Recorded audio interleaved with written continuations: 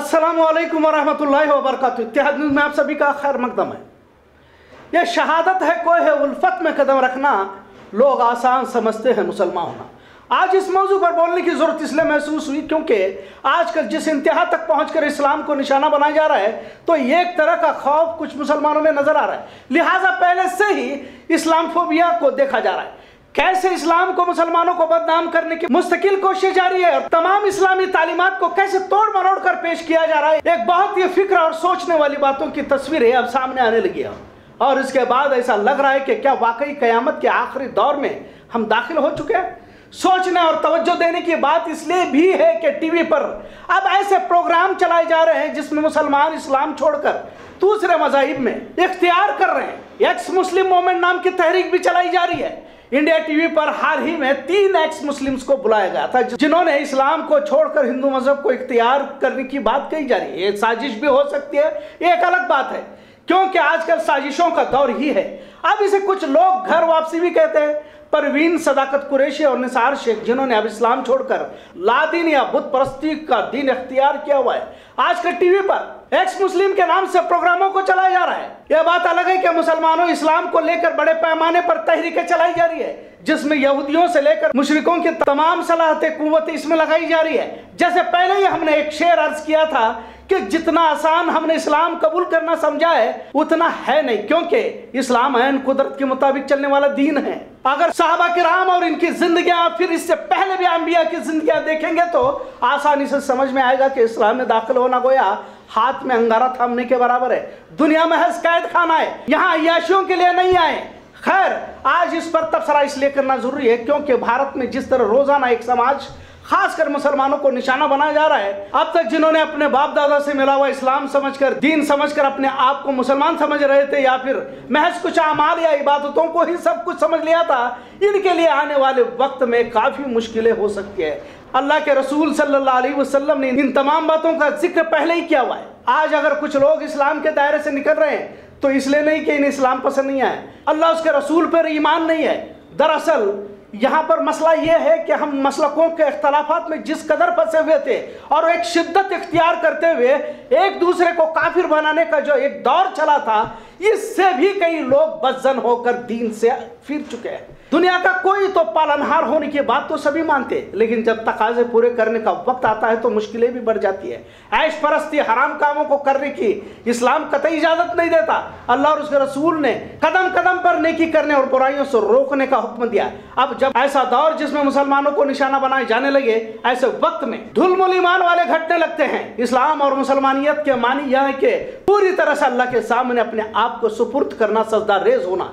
इससे पहले का दौर कुछ और था जिसमें सब कुछ चलता था। हर कोई अपने हिसाब से दीन को मोड़ते हुए, हलाल को हराम और हराम को हलाल करते हुए महदूद इबादतों के दायरे में जिंदगी गुजारता था। लेकिन आखिरी दौर को नबी करीम सल्लल्लाहु अलैहि वसल्लम ने कहा कि कयामत के करीब ऐसा दौर आएगा जिसमें मुसलमानों को गाजर मूली की तरह काटा जाएगा। एक सही हदीस का मफहूम है कि आखिरी दौर में काफिर मुसलमानों को इस तरह खाएंगे जैसे भूखा दस्तरखान से खाना खाता हो। यहाँ तक कहा गया कि काफिर एक दूसरे को बुलाएंगे। साहबा रज़ियल्लाहु अन्हु ने पूछा कि क्या मुसलमान उस वक्त तादाद में कम होंगे, क्योंकि हम तो 313 थे, काफिर हमें मिटा नहीं पाए, क्या इससे भी कम होंगे? अल्लाह के रसूल ने फरमाया, नहीं, मुसलमान समंदर की झाग के बराबर होंगे, पर इनमें कोई इज्तिमायत, कोई ताकत, कोई कुव्वत में ना होगी। इसके आखिर क्या वजह होगी? तो कहा कि इनमें दुनिया की मोहब्बत और मौत से कराहत, यानी कि हुब्बुद दुनिया कराहतुल मौत पाया जाएगा। जिंदा रहने की तमन्ना और मरने का डर इनके दिलों में पैवस्वा होगा। मौलाना सज्जाद नुमानी दामाद बरकतुह ने बेलगाम के इजलास में कहा था कि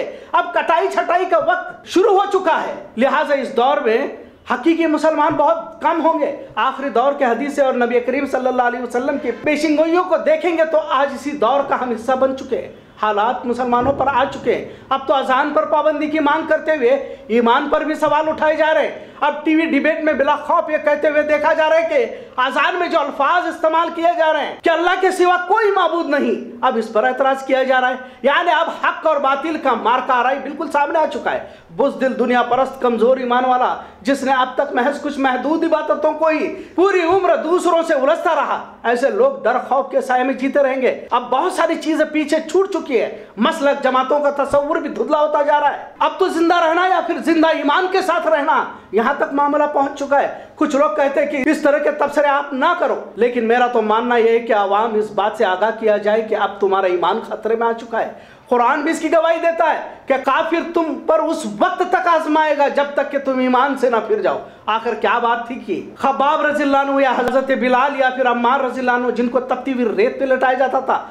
आज जिस तरह जय श्री राम के नारे लगाने के लिए दाढ़ियां काटी जा रही हैं या फिर ना कहने पर मॉब लिंचिंग किया जा रहा है, उस वक्त भी उतबा, शैबा, अबू जहल, अबू लहब यही काम किया करते थे। फिर से तारीख को दोहराने की जरूरत है। अपने ईमान की हिफाजत सबसे अव्वलीन फरीजा है। इससे पहले हमने अपना मसलक, अपनी किताब मेरा मौलाना मेरी जमात के फितनों में असल मकसद से ही दूर रहे। लिहाजा आज जब आजमाइश सामने आई है तो कई लोगों की बड़े अफसोस के साथ कहना पड़ रहा है कि दाढ़ियां छोटी होना शुरू हो चुकी है।